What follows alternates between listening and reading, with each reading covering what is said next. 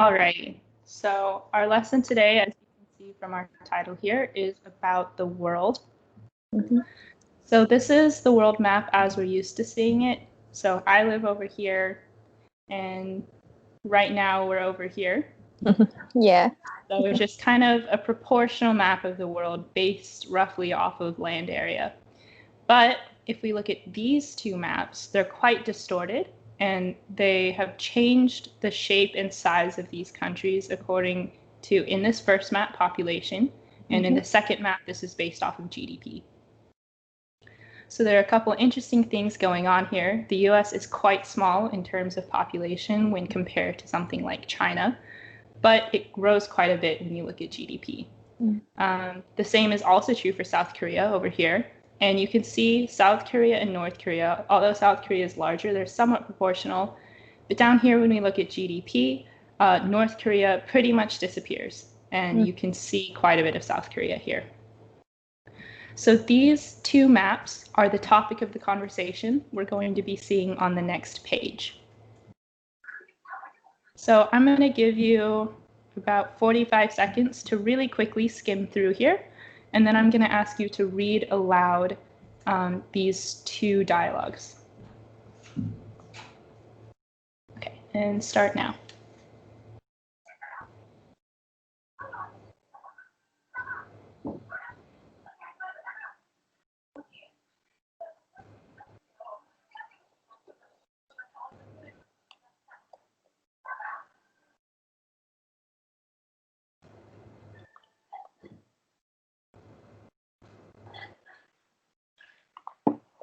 Yep, done. Okay, cool. So then I would like for you to read through out loud. And then we'll have a little bit of a discussion afterwards. Okay, sorry. So can I read this right now or? Yeah, right now. Yeah. Well, one thing that is apparent from these maps is how little has actually changed. I mean, the balance between rich and poor countries has pretty much stayed the same. You can see even in 1500, Europe, that is Europe, that the Mediterranean were right up there among the richest countries. And then Europe stayed wealthy. In fact, it got wealthier technically at the expense of other countries. Maybe that's just beginning to change now. And you can see if you look at Africa, those countries weren't wealthy in 1500, but they stay at the same. In fact, as the map shows, the difference between rich and poor has got bigger, not smaller. I'm actually not really sure what the significance of the maps is. What do they really indicate about wealth? I suppose they are based on the GDP of countries, so it tells us how much countries produced, but it doesn't reveal much about, say, lifestyle or quality of life. So if you look at the map of 1500, North America is shown very small. So I suppose this means that it wasn't producing much wealth. Obviously, that's because it didn't have developed technology. But that doesn't necessarily mean that they were poor. They probably had a good, sustainable way of life. In a sense, they were probably very well off, though not affluent in a material sense. All right, so here, I noticed you were about to say 1500. And actually, when we do talk about years, we tend to say it in the 1500 format. This year, we would say 2020. If it was 2100, we'd say 2100. But we do tend to stick with the 100 format when we speak about years. Okay, so one thing that is interesting about these two paragraphs is these are direct transcripts from people speaking. So they literally wrote out every word that they said. So you can tell, I'm sure you noticed that when they were speaking, sometimes they sort of interrupted themselves in the middle of a sentence. Here's a good example. You can see even in 1500 Europe, that is Europe and the Mediterranean, blah, blah, blah. So these are good paragraphs to see how people directly speak. And let's look at some of the vocabulary that they use. So here, apparent, this just means obvious or easily seen. This is kind of a formal word.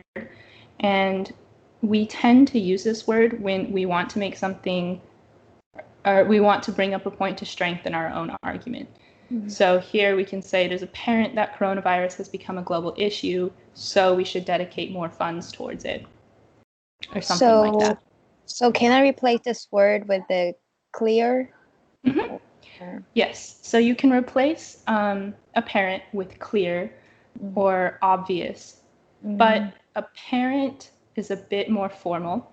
If you say clear, it's a bit more casual, or obvious, it can sound a little bit rude as well. All right, so I would like for you to come up with a couple sentences, or maybe just one sentence, just using this word apparent. Apparent.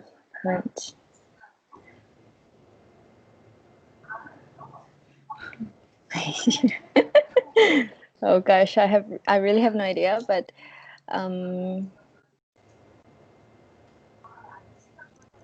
global issue apparent.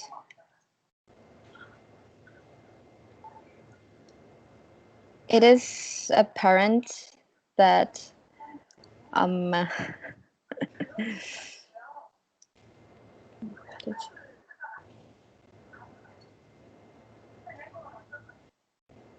that these days people need to wear masks.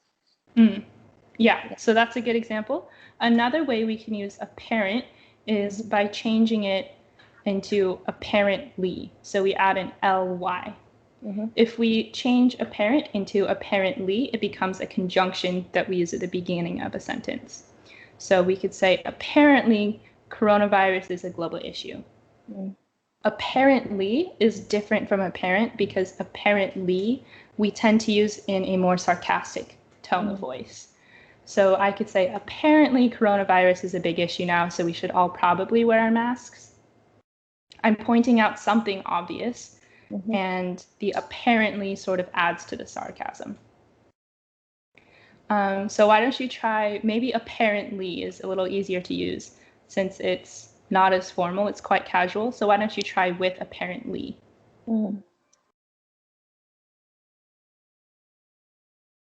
Just any sentence. Yeah.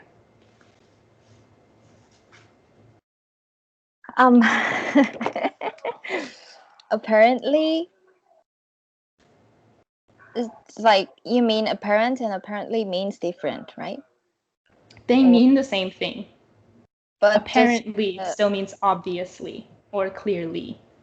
Just the usage is a little different. So apparently I need to go out in 30 minutes. Yeah. You could say something like that. Yeah. Okay. All right. And then moving on, pretty much. So this is something that we only say. It's not something that we write, but it means approximately or basically. So here our first sentence is, our homework is pretty much finished, so we should just go out and play. Or owning a car is pretty much required for living in certain areas of the US. It's a very casual way to say approximately. And again, we only use it in the spoken language. We very rarely write it out. So go ahead and try making a sentence with pretty much. I have pretty much money. So you could say, I have pretty much no money, meaning that you feel quite poor right now. You could say, I have pretty much, or I'm pretty much rich. I have a lot of money. But you need like a condition after pretty much. So I am pretty much poor. Let's try one more sentence with pretty much.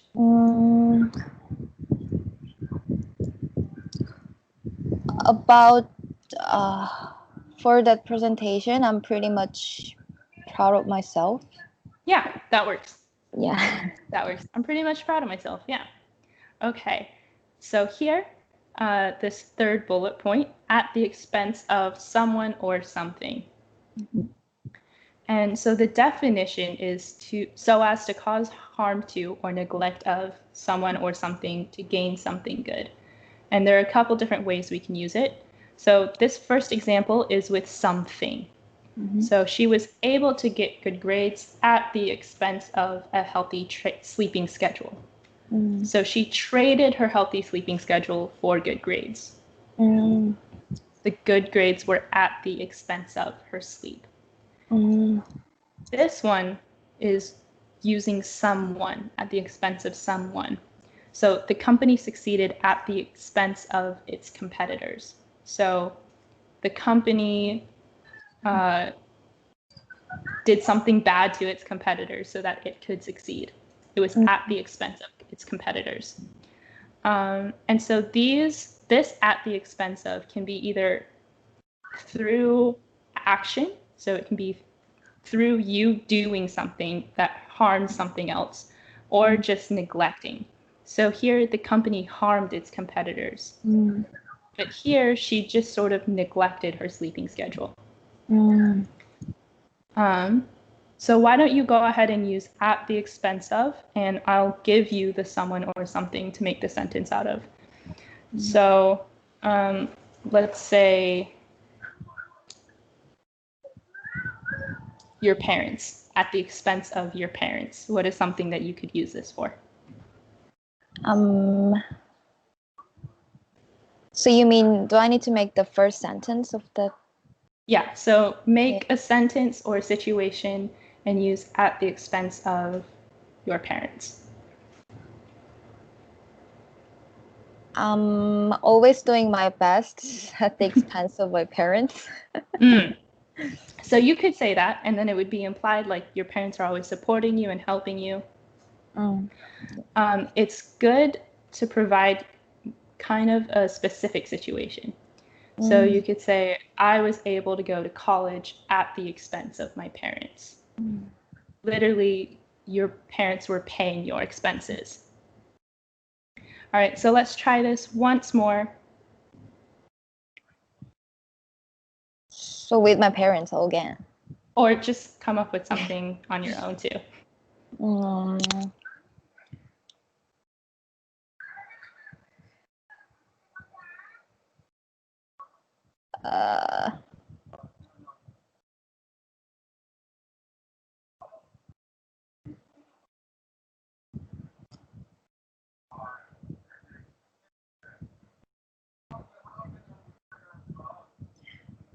Yesterday, I studied till 3 a.m. at the expense of take a certificate. Okay, so you were able to get the certificate because you stayed up. Yeah. All right, so we're going to switch them around. So I was able to get a certificate at the expense of sleeping early. So at the expense of literally means that something is paying for you to have something else. So the sleeping schedule is paying so she can get good grades. All right, so we'll come back to this later if we have time. For now, let's move on. So in fact, this is a sort of conjunction or sometimes even used as a filler word. It's used to emphasize the truth of what you're saying, especially if what you're saying is not what others expect. So looking at this first example, I, in fact, don't really enjoy eating sweets. So they thought that she liked eating sweets. In fact, she doesn't. Here we could say, actually, she doesn't do her homework all of the time, in fact. So in fact can be put after the subject directly at the end of the entire sentence, or we can actually put it in front. So in fact, I don't really enjoy eating sweets. It can go anywhere of those. So why don't you try making a sentence using in fact, and you can put it anywhere that you'd like, at the beginning, after the subject, or at the very end.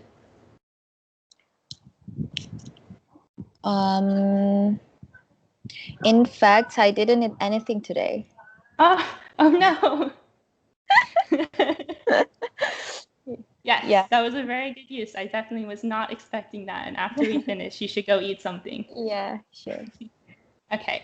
And this last one on the page is indicate. And it's just a formal word to say point out or show. So, whoops, I made a typo here. Should be the yellow sign will indicate where to board the train.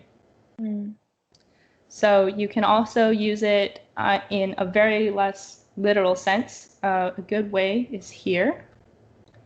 I'm not really sure what the significance of the maps is. What do they really indicate about wealth?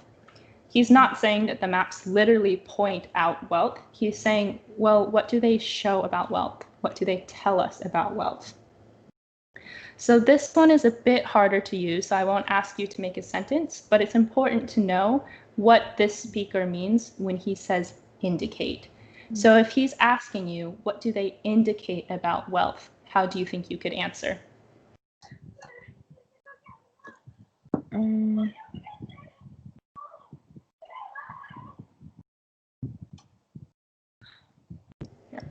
Would it help if I scrolled up to the maps? Yeah. So the question was what the GDP or population, just both of these maps? Yeah, what do both of these maps indicate about wealth? Indicate about wealth. They want to show that the population is not related to the growth of the country. Yeah, that's a really good answer. Okay, perfect. So that, yes, that use of indicate is asking for exactly that. What can you tell about these maps and what they tell us about wealth? Okay, so this one, quality of life, is just the standard of health, comfort, or happiness experienced by an individual or group.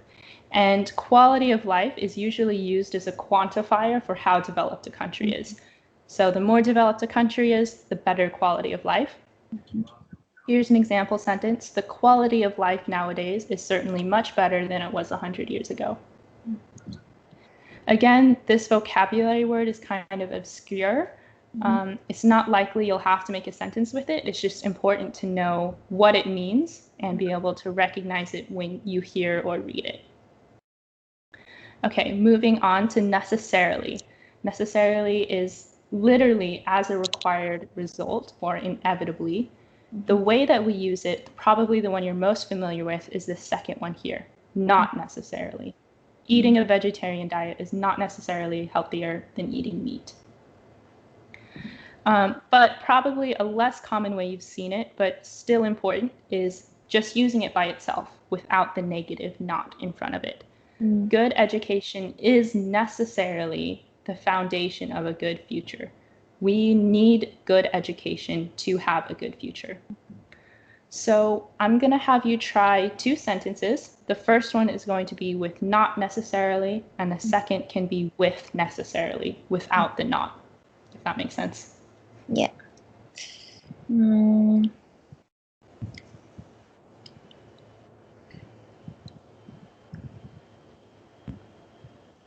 So I just wonder, like, eating a vegetarian diet is not necessarily is kind of similar with the definitely or exactly.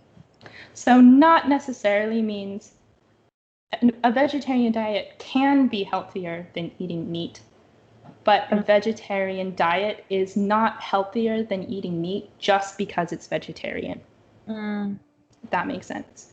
So the necessarily sort of means, do you know the word intrinsic or inherent? Yeah, so the necessarily means eating a vegetarian diet is not inherently healthier. Not necessarily.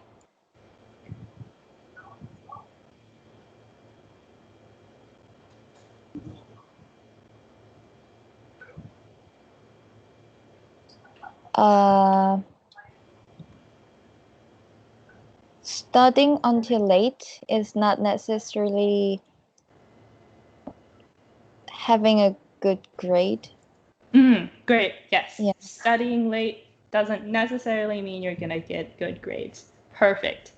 Okay, so let's try with necessarily. Necessarily. It's hard to say it fast.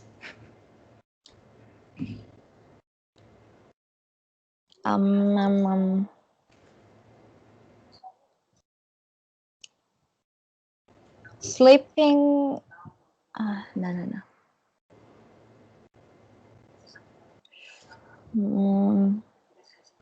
Sleeping well is necessarily to improve the quality of life.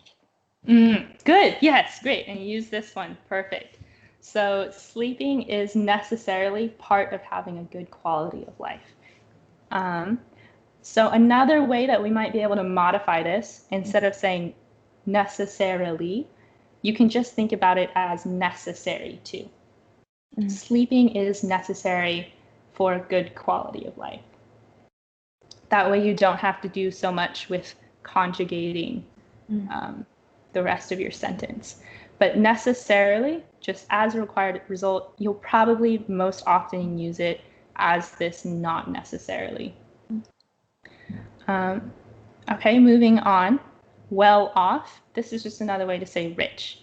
But in the US, if you describe somebody as rich, nowadays it could be seen as a little bit rude. Americans don't like to talk about money that much. So if you say well off, it's kind of a way to say rich without directly having to say that they're rich. So if I was talking about one of my friends, I could say his parents are quite well off. Affluent also means rich, but it's a little bit different because we usually use affluent to describe a group of people. So that neighborhood is much more affluent than the rest of the city. So I'll have you make two sentences, one with well off and one with affluent, and try to use them in the correct contexts. Well off. So the major difference between well off and affluent is for just one people or individual, we using well off. And then the group or area is affluent, right? Yes.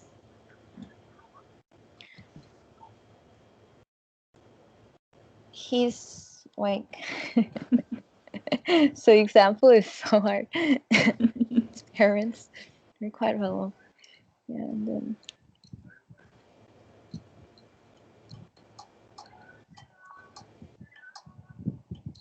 it's like, yeah, he is quite well off. Yeah, that's correct. Sorry. Then for the affluent,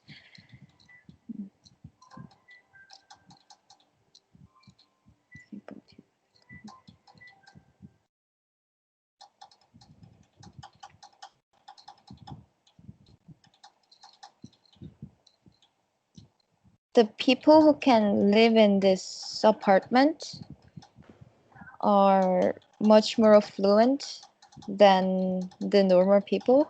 Yeah, great. Yes, that's a good example. Another way we can use affluent is if we look at these maps. If we just look at GDP, obviously some countries are more affluent than other countries. We can also use it to describe countries, and that's what the speaker does here too. All right, so let's move on to a bit of discussion. So we'll talk about this first one. Yep. So what are the conflicting viewpoints between speaker A and speaker B? And what are their main arguments for their viewpoints?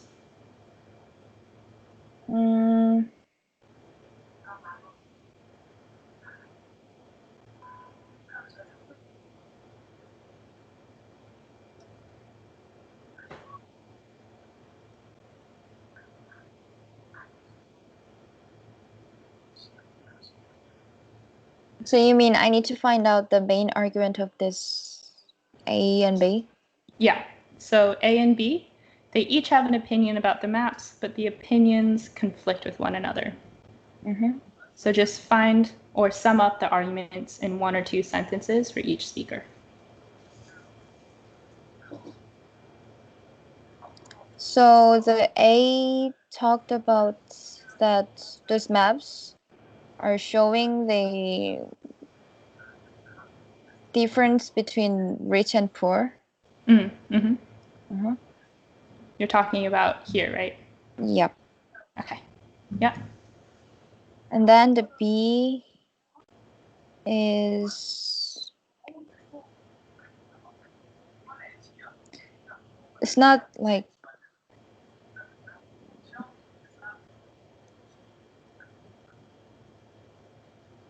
But some countries which has developed technology, that doesn't mean they were poor or rich, or just yeah. So B is saying that just looking at GDP can't tell you very much about the quality of life or about wealth. So he's saying that GDP does not necessarily translate directly into wealth. Just because a country has a low GDP doesn't mean that they're poor. They can be well off, he says, in a different way, not in a material sense. So B's argument is a little bit difficult to kind of untangle. And part of the reason is that B doesn't give very much evidence. A gives a lot of evidence. He says the balance between rich and poor has stayed the same. If you compare these maps, you can see that the change has gotten bigger. But going off of that, which one do you tend to agree with more? I think it's A. A? Yeah. What are your reasons for agreeing with A?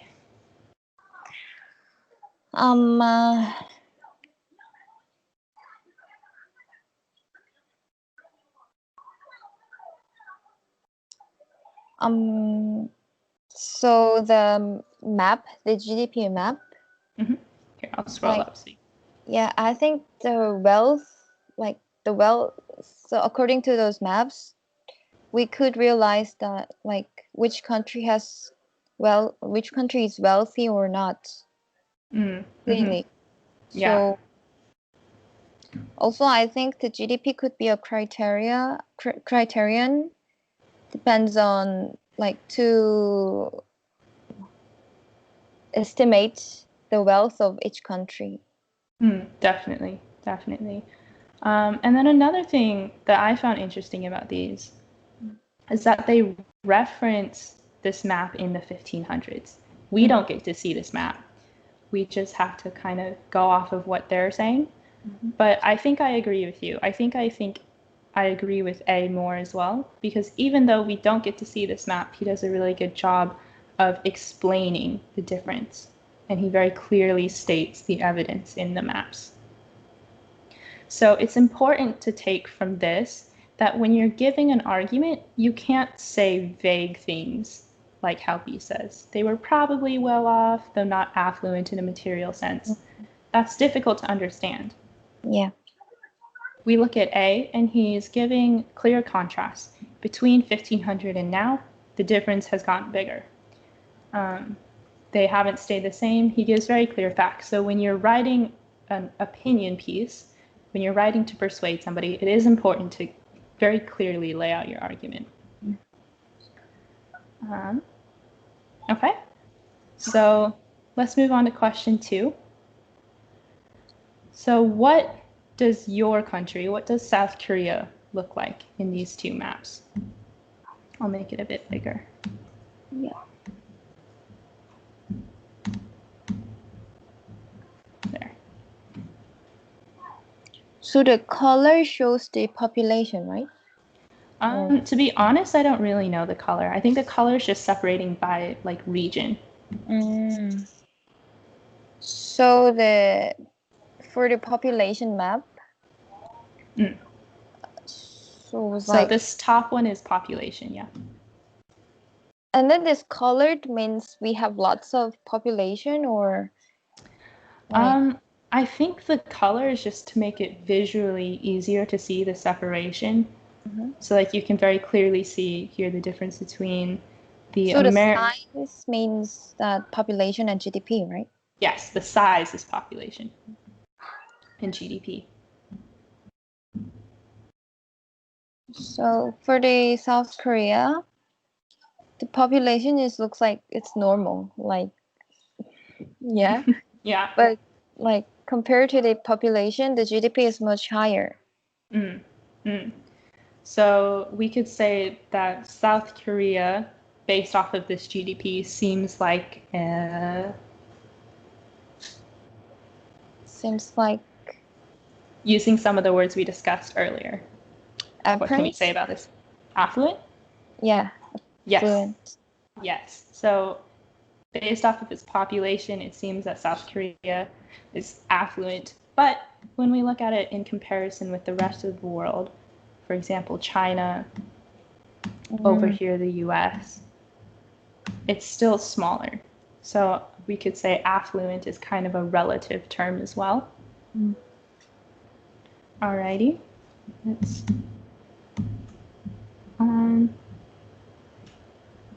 so I don't think we're gonna have time to discuss questions 3 and 4, but they you can use these for your homework. So our homework is to just continue to think about the maps we discussed today and how they might change in the future. So just pick one variable. For example, up here I was asking if it was based off of internet usage, instead of population, what would that map look like? What would it look like now or in 50 years? And you can draw some pictures to help with your explanation, just like a very rough outline. It doesn't have to be amazing. But then next class, you should be prepared to tell me a little bit about your map. Okay, so before we go, do you have any questions about this lesson or anything that you want to say?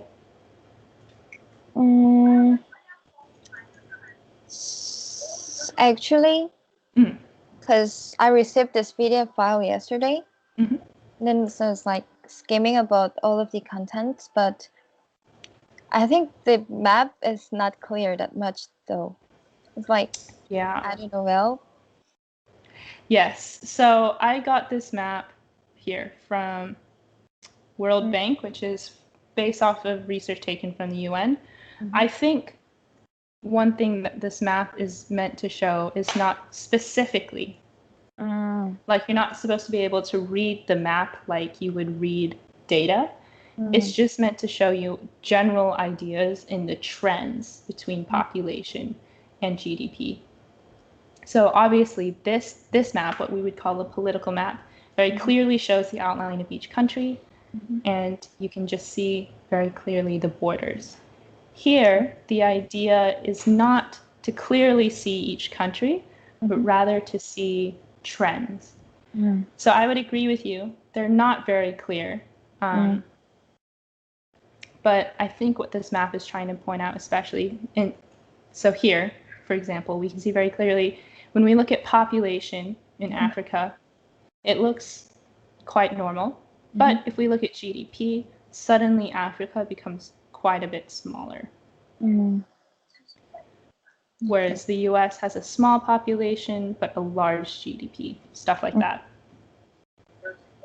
Oh, I see. Yeah, it's done. All right. Is there anything else you wanted to get to before we head off? No, not that much. Okay, cool. Yeah. So keep reviewing, and then if you have any questions, you can just message me. Okay, thank you. Okay, yep, all right. Bye. Bye.